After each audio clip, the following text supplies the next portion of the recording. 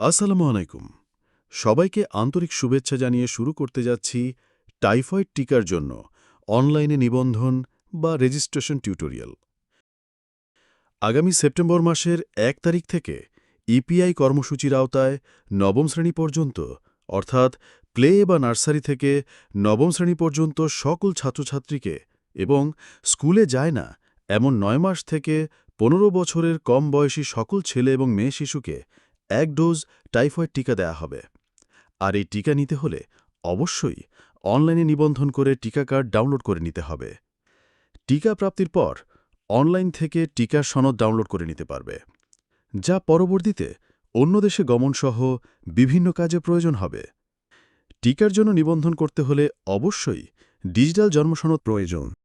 তাই যাদের এখনও ডিজিটাল জন্মসনদ নেই তারা দ্রুত ডিজিটাল জন্মসনদ তৈরি করে নিন।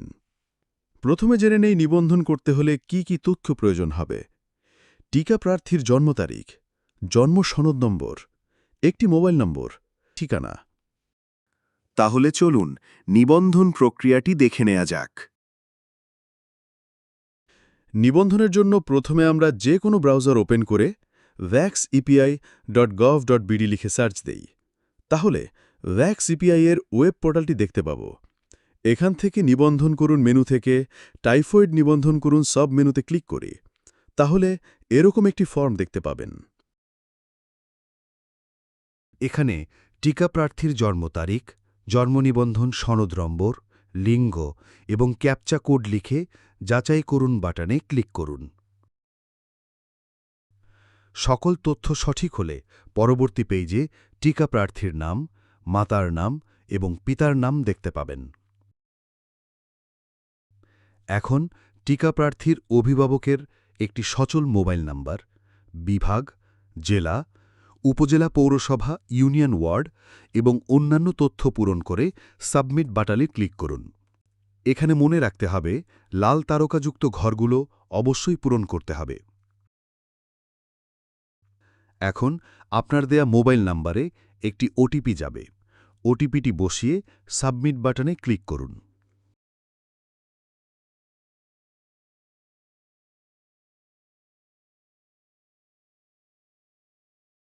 সাথে সাথে ড্যাশবোর্ডে টিকা প্রার্থীর নাম ও অন্যান্য তথ্য দেখতে পাবেন। তাহলে ভ্যাক্স ইপিআই পোর্টালে প্রথম ধাপে টিকা প্রার্থীর নিবন্ধন সম্পন্ন হয়ে গেল। অর্থাৎ ভ্যাক্স ইপিআই পোর্টালে টিকা প্রার্থীর জন্য একটি অ্যাকাউন্ট তৈরি হয়ে গেল। যারা ইতিপূর্বে এইচপিভি অর্থাৎ জরায়ুমুখ ক্যান্সারের টিকার জন্য নিবন্ধন করেছিলেন, তাদের এই ধাপগুলো অনুসরণ করার প্রয়োজন নেই।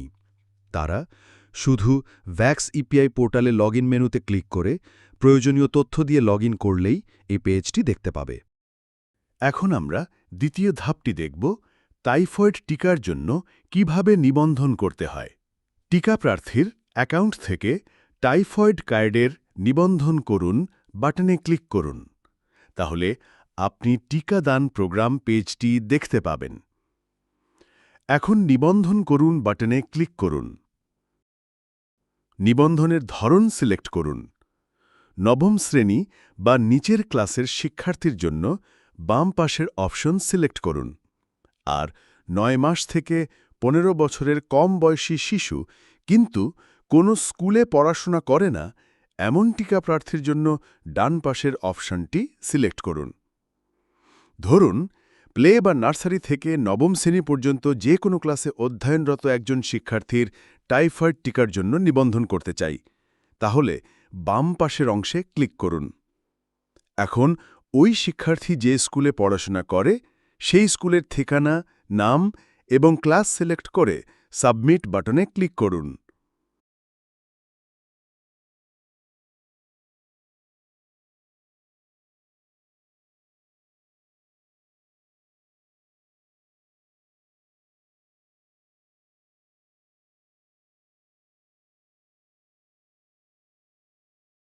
তাহলে টিকার জন্য দ্বিতীয় ধাপের নিবন্ধন প্রক্রিয়া শেষ হবে। এখন টিকা কার্ডটি এখান থেকে যতবার ইচ্ছা ডাউনলোড করে নিতে পারবে।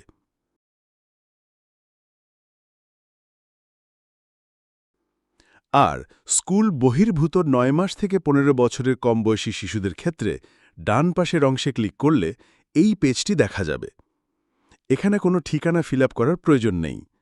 শুধু ওয়ার্ড নম্বর এবং আপনার নিকটস্থ টিকাদান কেন্দ্রটি সিলেক্ট করে সাবমিট বাটনে ক্লিক করতে হবে। টিকা কার্ডটি ডাউনলোড করা হয়ে গেলে লগ আউট করে বের হয়ে আসতে হবে।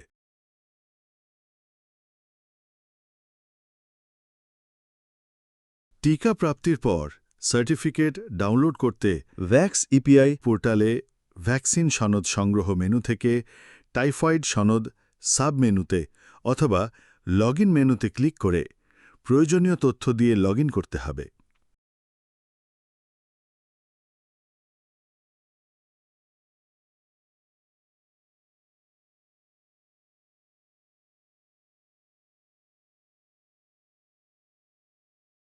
এরপর টাইফয়েড গার্ড থেকে বিস্তারিত জানুন বাটনে ক্লিক করতে হবে। এরপর ডান পাশ থেকে টাইফয়েড ভ্যাকসিন সনদ ডাউনলোড করুন বাটনে ক্লিক করলে সনদটি ডাউনলোড হয়ে যাবে।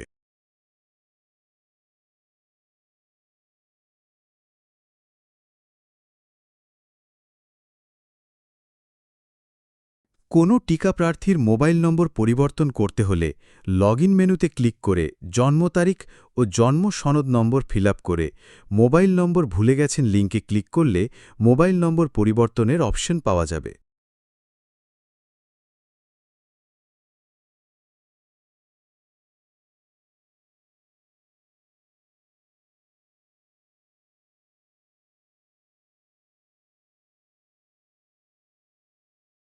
কোনো ছাত্র বা ছাত্রী নবম শ্রেণীতে পড়ে কিন্তু বয়স যদি ১৫ বছরের বেশি হয়ে থাকে তাহলে সে ভ্যাক্স ইপিআই পোর্টালে নিবন্ধন করতে পারবে না।